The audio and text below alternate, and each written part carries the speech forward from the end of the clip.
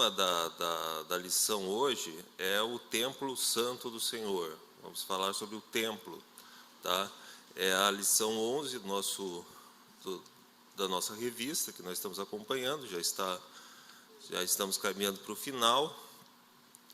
E o texto base da lição é Ezequiel, nos capítulos 40, 41 e 42. É um texto bastante longo, então, são 3 capítulos de Ezequiel, com muitos detalhes, né?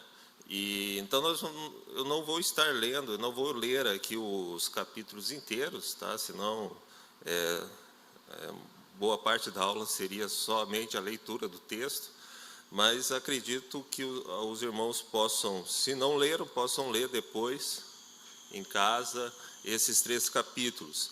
Bem, no geral, Ezequiel tem aqui uma visão de um templo, né, um templo que é revelado por Deus, e há uma maquete desse templo na página 56 da nossa revista. Então, muito do texto é a descrição bastante detalhada desta maquete que está na página 56. Então, vocês podem já deixar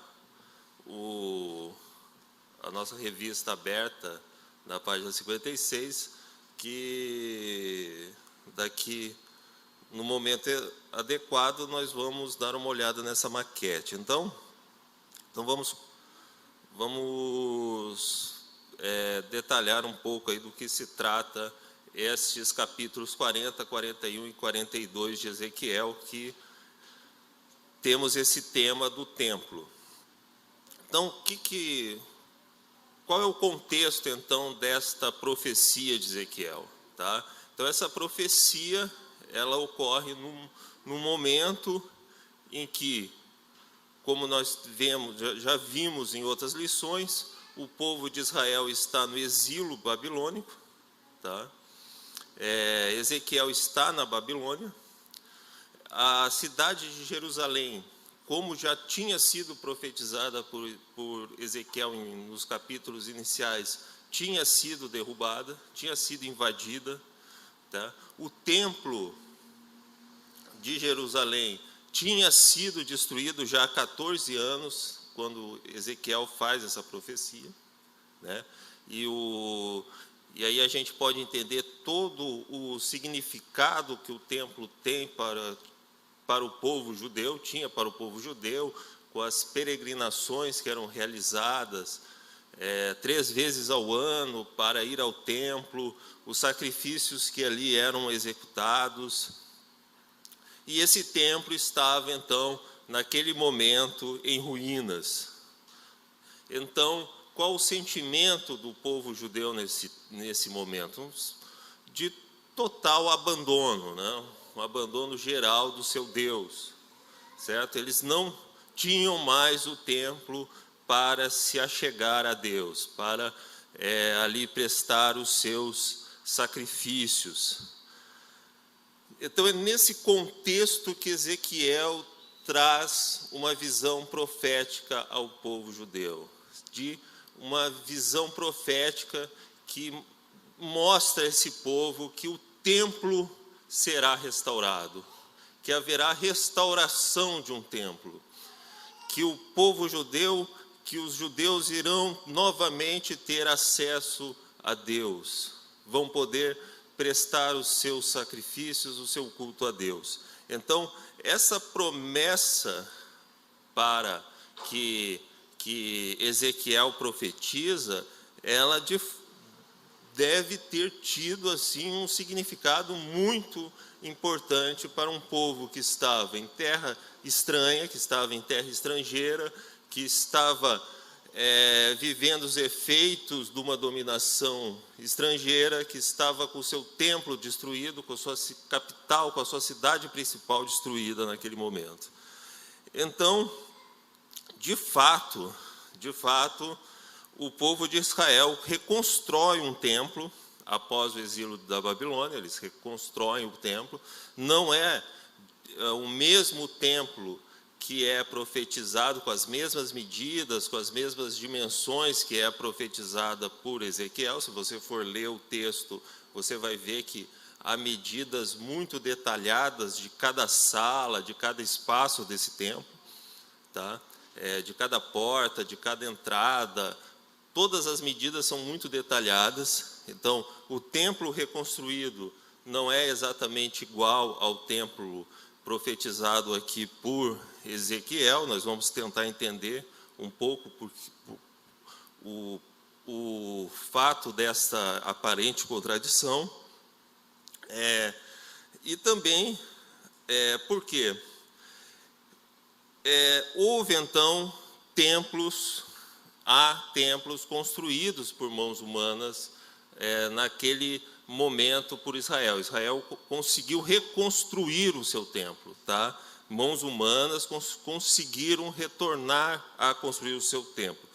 Só que essa profecia, nós temos que entender que ela vai se cumprir um templo. Imagina o seguinte, vamos tentar aqui concatenar as ideias. Ezequiel profetiza um templo perfeito para o povo judeu. Um templo com dimensões bastante precisas, bastante exatas. Um templo que não é reconstruído na sua exatidão por mãos humanas. Ele não é reconstruído. Porém, nós temos esta profecia cumprida plenamente em Jesus Cristo, que é, então, o templo perfeito. Então, se Ezequiel profetiza um templo perfeito, um templo de dimensões perfeitas, nós podemos ter a certeza desta profecia se cumprindo com Jesus Cristo, tá?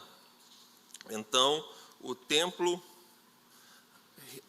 anunciava uma realidade futura que se cumpriu em Jesus, certo? E que se concretizará plenamente em sua segunda vinda, pois Jesus é a glória de Deus manifestada entre nós. Se esse templo profetizado por Ezequiel seria a glória de Deus para os judeus, nós temos a certeza absoluta, a certeza de que esse templo ele se concretizará perfeitamente, plenamente na segunda vinda de Cristo. Então, e também por meio de Jesus temos livre acesso à presença do Deus Santo, tá? Se Israel naquele momento não tinha um templo para se achegar a Deus, para ter a presença de Deus dentro do seu povo, hoje nós temos, então, esse livre acesso por meio de Jesus. Então, acredito que esta, digamos assim, é a mensagem principal da lição, tá?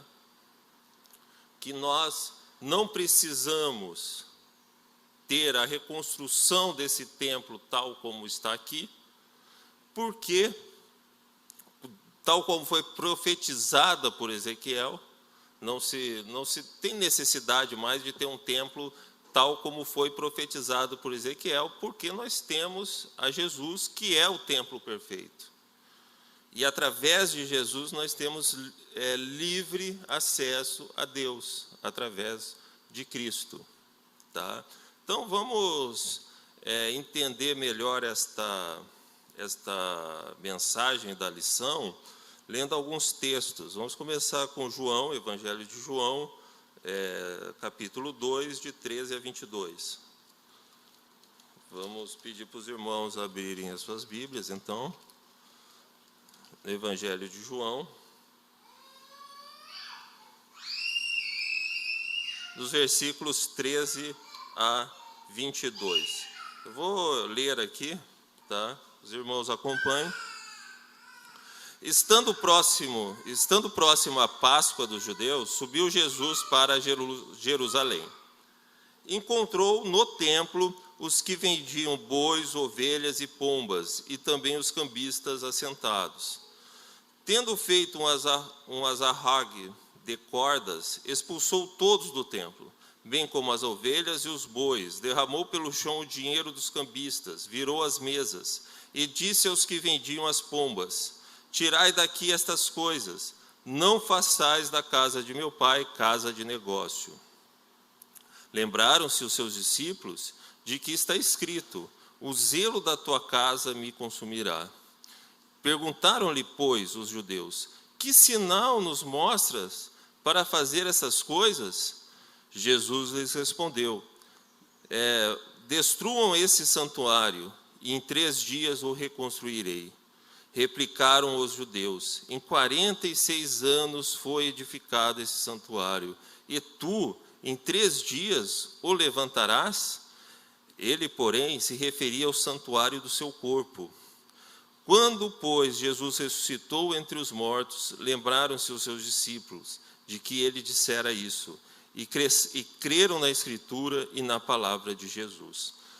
Certo, irmãos? Então, vemos, 46 anos, este templo em que Jesus estava em Jerusalém, levou para ser construído. E Jesus, então, diz que este templo físico, feito por mãos humanas, ele não tem significado. Por quê? Porque o templo perfeito é o seu próprio corpo, que ressuscitará em 3 dias. Destruam esse templo. Destruam esse corpo que foi crucificado. E em 3 dias ele o reconstruirá. Então, este templo perfeito profetizado por Ezequiel, que de alguma forma foi realizado por mãos humanas, com a estrutura parecida, a gente vai ver depois na maquete, como é a estrutura do templo. De alguma forma essa estrutura deve ter sido mantida no templo de Israel.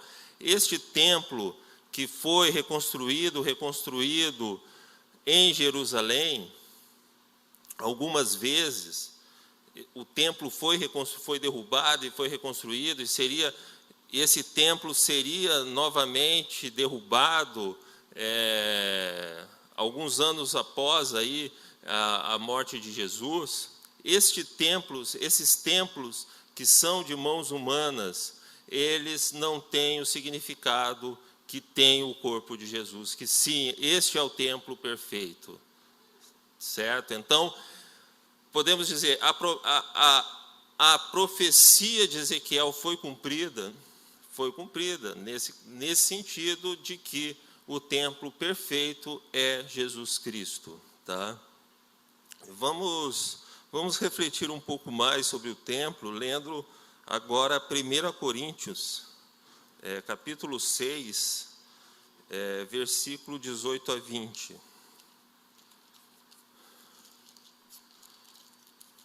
Então, 1 Coríntios 6,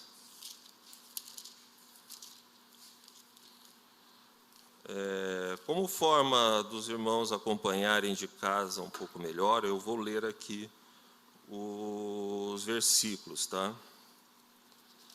Então, 18 a 20.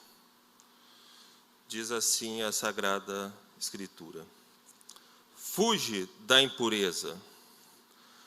Qualquer outro pecado que uma pessoa cometer é fora do corpo, mas aquele que pratica a imoralidade peca contra o próprio corpo.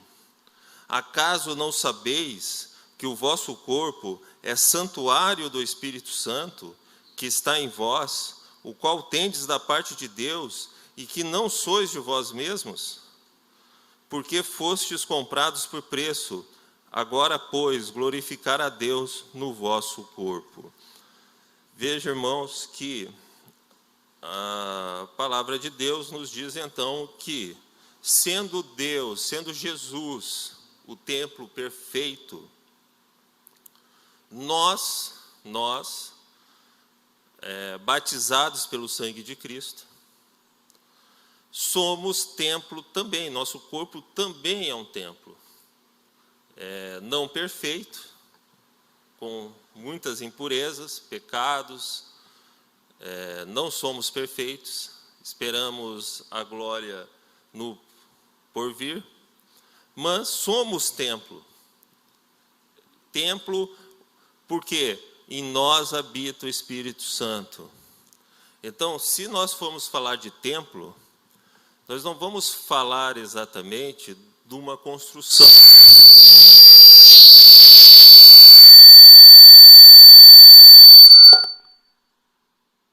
Alô? Deu? Então, vamos voltar aqui para tomar uma aguinha aqui.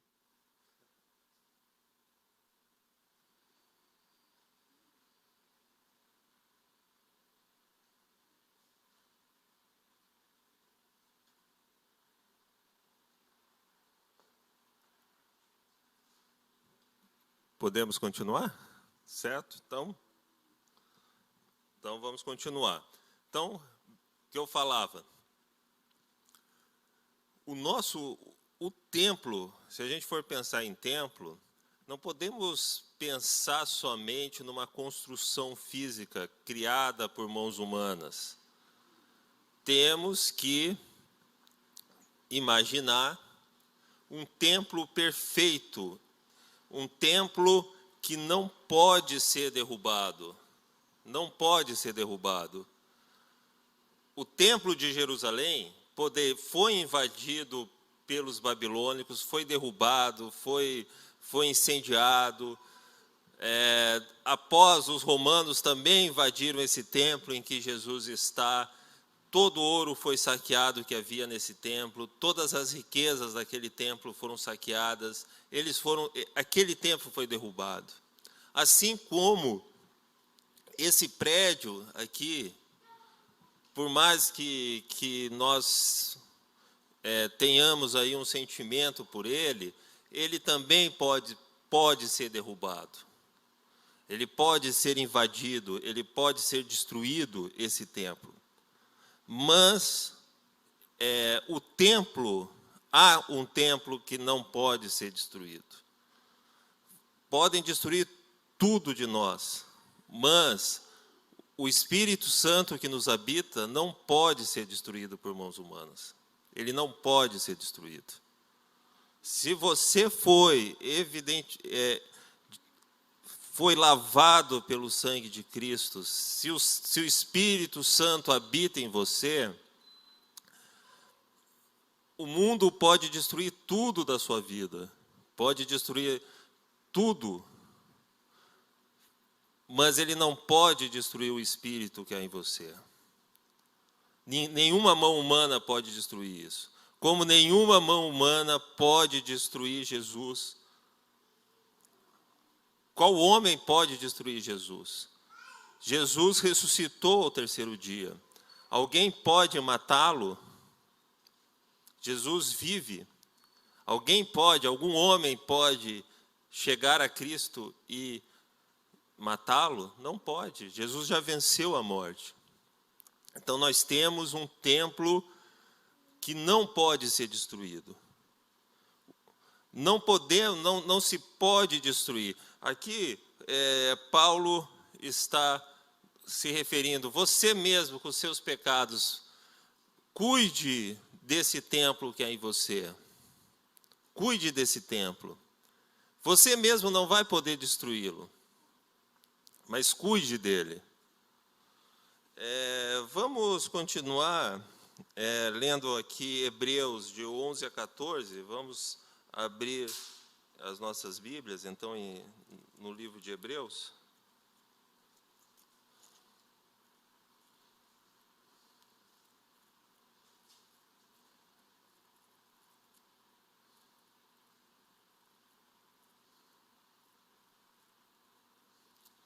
Hebreus 10, de versículos 11 a 14. 10. Eu vou ler.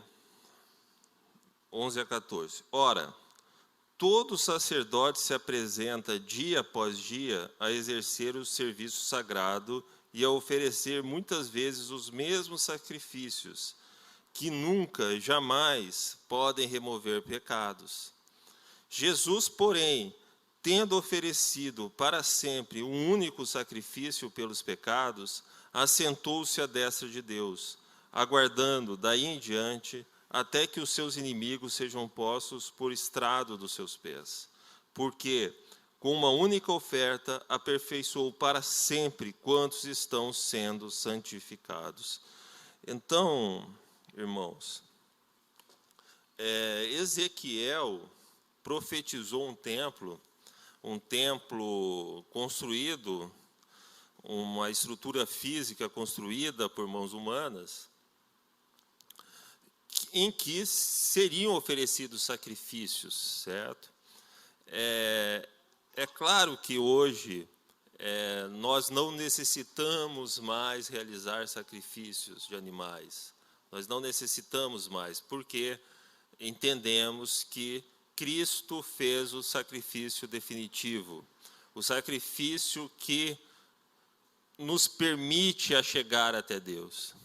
Se no templo de Israel, daqueles dias, havia um local específico, o Santo dos Santos, habitado por Deus, que para chegar a ele havia uma série de exigências cerimoniais, hoje nós não necessitamos mais disso.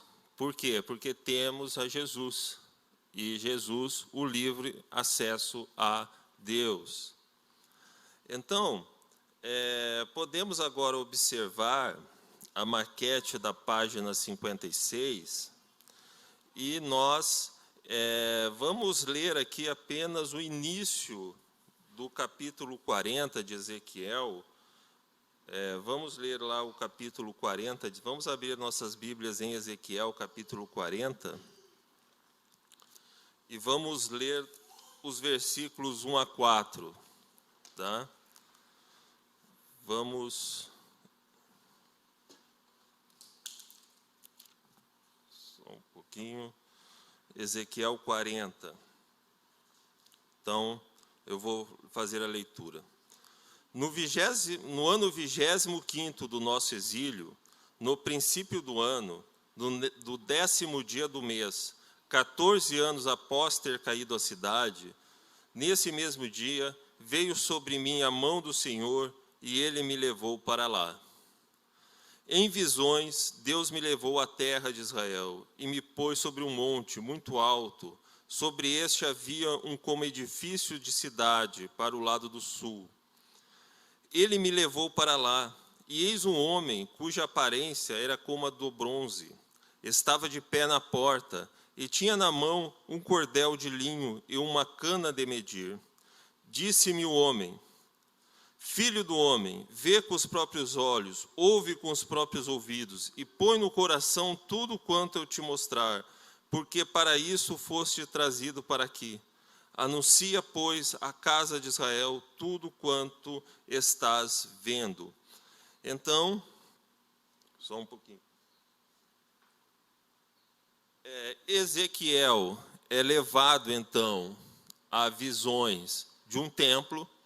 Nesse templo ele encontra um homem à semelhança de bronze, que possui em suas mãos alguns instrumentos de medição, e este homem, então, vai fazer como se fosse assim um guia turístico. Vamos pensar nesse sentido. Imagine aí um guia turístico que vai te mostrar, então, uma construção, né? Se você já viajou, por exemplo, eu e a minha família fomos para Ouro Preto ano passado, e lá então fomos visitar algumas igrejas, e lá havia então guias que nos mostravam, que nos explicavam para que servia cada sala, por que foi construído assim, por que tinha aquilo outro.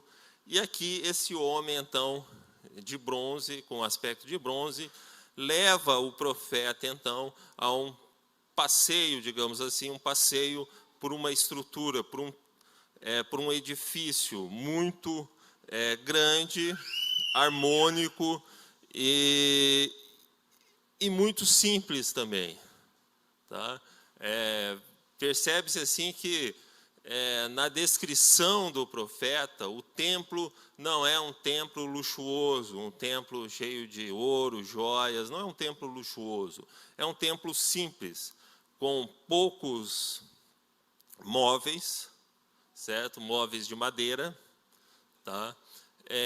Com poucos adornos, enfeitando o templo, certo? Ele mostra algumas inscrições assim de palmeira e querubins nesse templo, não mais do que isso. Havia mais ali, ele descreve uma figura à semelhança de homem com duas cabeças, uma de menino e uma de leãozinho, certo? Fora isso, algumas palmeiras esculpidas na pedra, querubins esculpidos, mas muito simples, mas tudo muito harmônico e uma estrutura grandiosa, certo? Que há na maquete aqui. Então, toda essa maquete aqui é detalhada nesses capítulos, tá? Por isso que a leitura aqui seria um tanto quanto inviável. Mas nós podemos pensar aqui, nós podemos tirar algumas características do templo, certo? Por exemplo, este templo apresenta muros, certo? Muros exteriores, tá? Então, se você olhar a maquete ali, você vai ver um quadrado com 3 portas, uma porta norte, uma porta sul e uma porta leste, uma porta oriental. E este quadrado, então, ele é cercado por muros, tá? Então, podemos ver ali no capítulo 42, versículo 20. Vamos olhar aqui uma descrição do muro. Ezequiel diz assim: mediu pelos 4 lados, havia um muro em redor, de 500 canas de comprimento e 500 de largura, para fazer separação entre o santo e o profano. Ou seja, esse muro ele tem uma função bastante específica, esse muro do templo, separar aquilo que é santo, aquilo que é separado para Deus, do profano. Profano é o uso comum das coisas, tá? Nós podemos, então, ter um utensílio de cozinha, na época, um utensílio qualquer usado na cozinha para fazer as refeições diárias, e um utensílio igual, do mesmo tamanho, do mesmo formato, usada em cerimônias religiosas na época. Tá? Então, você vai ter esse utensílio profano e o utensílio sagrado. Tá? Essa separação, então, esse muro faz a separação entre aquilo que é profano e aquilo que é do uso comum, e aquilo que é santo. Tá? Será que nós, enquanto templo do Espírito Santo, temos esta, digamos assim, demarcação, nós apresentamos essa demarcação, nós não nos envolvemos digamos assim, atos profanos no cotidiano que o mundo realiza.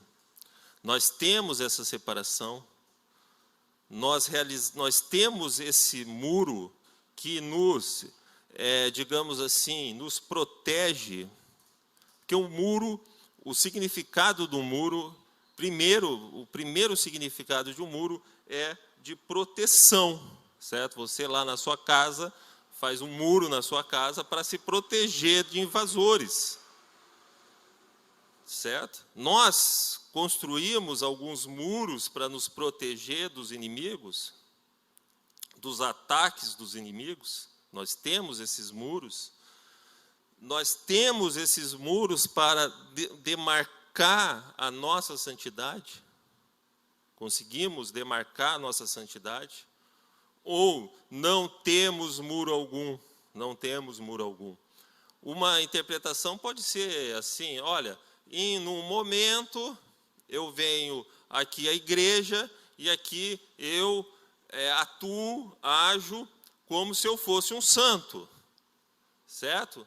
Ajo aqui, olha, trato bem o pastor Wilson, certo? Trato bem aqui a dona Vera, o Diego, falo bem dele, sou uma pessoa que parece santa aqui no culto, mas lá fora eu tenho uma vida completamente igual ou do mesmo molde do mundo. Então, não é essa separação que nós estamos, que eu estou dizendo, certo? É uma separação que continuamos no processo de santidade fora do culto, fora desse templo aqui, tá?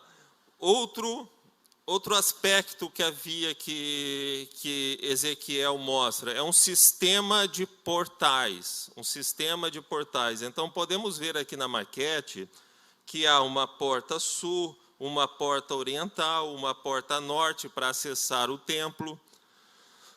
Tem um outro espaço mais específico aqui, ó, que é o interior, porta sul do átrio interior, certo? Onde fica o altar, onde vão ser realizados os sacrifícios, porta norte, e nós temos especificamente o templo, também com um portal aqui de entrada no templo. Todos esses portais são descritos detalhadamente nessa profecia, tá? E nós temos esse sistema. Provavelmente, o templo que foi reconstruído em Jerusalém tinha um sistema de portais, de portas, tá? De portas. Bem, portas, qual o significado que nós temos de portas, certo? Elas fazem o controle daquilo que vai entrar, tá? Em espaços cada vez mais santos, ou mais íntimos, cada vez mais santos, certo? Portas. Nós vemos lá no livro de Atos, né, quando Pedro e João fazem o primeiro milagre, que curam um indivíduo que está no portão do templo, que não entra ao templo, certo? Ele não entra no templo. Por quê? Porque havia uma série de regras para se entrar no templo. E não poderia um aleijado entrar no templo dos judeus. E, ao ser curado, a primeira coisa que ele faz é entrar no templo. Porque agora ele poderia entrar no templo. Então, as portas, elas realizam um controle. Provavelmente, a Janara não abra a porta da sua casa para qualquer pessoa, ela faz um controle ali. Ela realiza um controle. Pessoal, amados, nós temos esse controle? Ou entra na nossa vida, entra no nosso corpo, entra na nossa mente, qualquer coisa? Nós realizamos um controle daquilo que nós assistimos? Está lá a dona Vera, todo domingo, ela sai da igreja e vai lá assistir o Faustão, fica o domingo inteiro assistindo o Faustão lá na televisão. Ela não faz nenhum controle daquilo que ela vê, do que ela assiste. Porque tudo pode ser lícito, tudo pode ter um aspecto bom, mas às vezes não convém. Nós temos que barrar a entrada de certas coisas na nossa vida. Barrar, certo? Tá lá, barrar, não participar de certas coisas. Nós temos que ter esse controle, tá? Além disso, o profeta, ele vai mostrar todo um sistema de salas, que são chamadas aqui de câmaras, certo? Então, veja ali na maquete, uns quadradinhos assim, ó, câmaras de armazenagem. Dentro desse espaço aqui, mais no miolo ali, tem sala dos sacerdotes, tem sala para sacerdotes e cantores, cozinha. Dentro do templo tem uma série de salas menores. O profeta descreve 3 andares de salas com tamanhos de portas diferentes. Então, uma série de saletas, todo um sistema. Provavelmente o templo de Israel, de Jerusalém, também era construído cheio dessas salas, dessas saletas, dessas câmaras. Bem, todas essas câmaras, elas estão relacionadas, elas têm alguma relação aqui no texto com algum serviço, com alguma serviço realizado nesse espaço, tá? Por exemplo, tem câmeras aqui relacionadas à culpa, à expiação da culpa e do pecado, tá? Bem, então aqui eu não vou ler o versículo exato aqui, porque já estamos um pouco adiantados, mas algumas dessas saletas têm relação, então, com a realização do sacrifício, com a limpeza do holocausto e tudo mais, certo? Bem, aí, na nossa vida, tem um espaço que nós reservamos para as nossas culpas e nossos pecados, para pedirmos perdão? A Janara tem um espaço no seu dia a dia para pedir perdão, para refletir sobre as suas culpas, sobre os seus problemas? Então, veja que aqui no templo há esse espaço, certo? Há espaços aqui que são reservados para cantores. Imagino que seja para o louvor ao Senhor, certo? Então, a dona Vera tem um espaço no seu dia aí, algum cantinho aí que você louve ao Senhor diariamente na sua vida? Tem que ser um espaço grande até, né, dona Vera? Pode ser muito pequenininho, tem que ser uma sala, né? Uma sala confortável aí, né, para o louvor ao Senhor na sua vida, ou não? Eu venho aqui só no domingo aqui executar o louvor, né? Tem um espaço reservado para a vigilância, ou seja, para a pureza do templo. Veja que Jesus, lá no texto que a gente leu, ele faz um ato de pureza do templo. Ele vê aquele comércio todo ali de animais e tal como algo impuro, algo que ele não admitia, que é aquela impureza, certo? Nós temos um espaço na nossa vida para essa vigilância, para vigiar. Espaços aqui dessas salas de culto ao Senhor, aqueles sacerdotes que iriam prestar o culto ao Senhor. Estes sacerdotes, eles tinham uma sala específica, aqui nós podemos aqui, ó, dentro dessa sala dos sacerdotes, aqui, ó, tem aqui, ó, ao lado do templo, ali, ó, tem um espaço específico. Tem a cozinha dos sacerdotes e a sala dos sacerdotes. São onde ficavam, então, as pessoas que iriam prestar culto ao Senhor. Nós temos na nossa vida este espaço, que prestamos culto ao Senhor. Tem espaços para ofertas, né? O que nós ofertamos? Né? O que nós ofertamos a Deus? Temos esse espaço? Nós pensamos nas nossas ofertas? O que nós vamos ofertar? Refletimos sobre ela? Guardamos espaço para refletir, para pensar, para separar ofertas? E tem espaços, então, onde são guardados as vestiduras santas dos profetas. Bem, nós também temos essas vestiduras, nós nos apresentamos lavados pelo sangue de Cristo. Todos nós aqui fomos batizados, temos fé em Jesus Cristo, fomos lavados, nos apresentamos lavados, certo?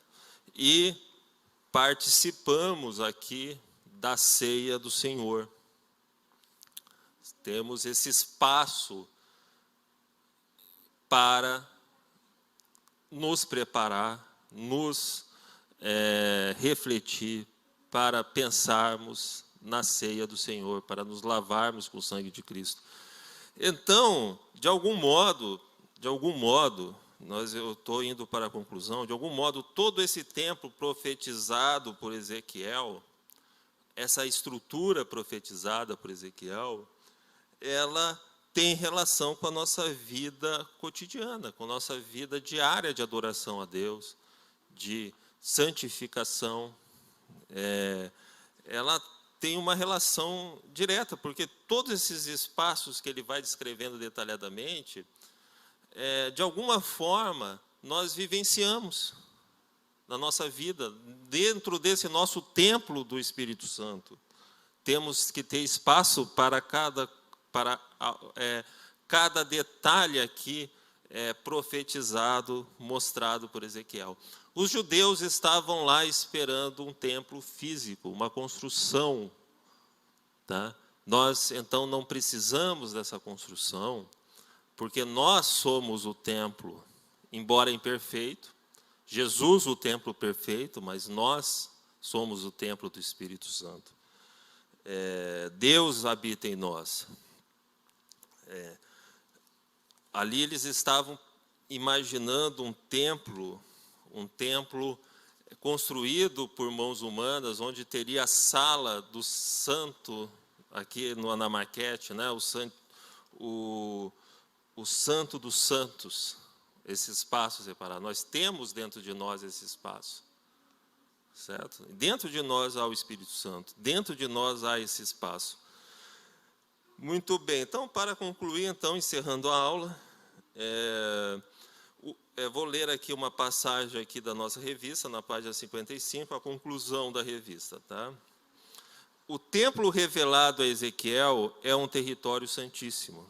Essa imagem do templo glorioso realimenta a esperança dos judeus exilados em terra estranha. Deus lhes promete que um dia habitará novamente com eles. Porém, mesmo diante da reconstrução do templo, fica evidente que essa mensagem de Ezequiel não se cumpriu naquele período da história. O cumprimento dessa profecia encontra-se em Jesus Cristo. Deus tabernaculando entre os homens. Ele continua conosco pelo seu Espírito, mas chegará um dia em que Deus habitará com eles. Eles serão povos de Deus, e Deus mesmo estará com eles. Então, graças a Deus, nós podemos, então, ver, sentir cumprida esta profecia. Então, agradeço aos irmãos aí que acompanharam a lição, espero que tenha sido proveitosa, né? Para mim foi bastante desafiadora ao ver o texto de Ezequiel e ler todas aquelas medidas, todos aqueles detalhes, assim, me assustou no início, mas depois, durante a semana, refletindo sobre o texto, vendo os detalhes, e aí fui me acalmando e encontrando uma forma de expor a lição. Então, agradeço, muito obrigado pela oportunidade.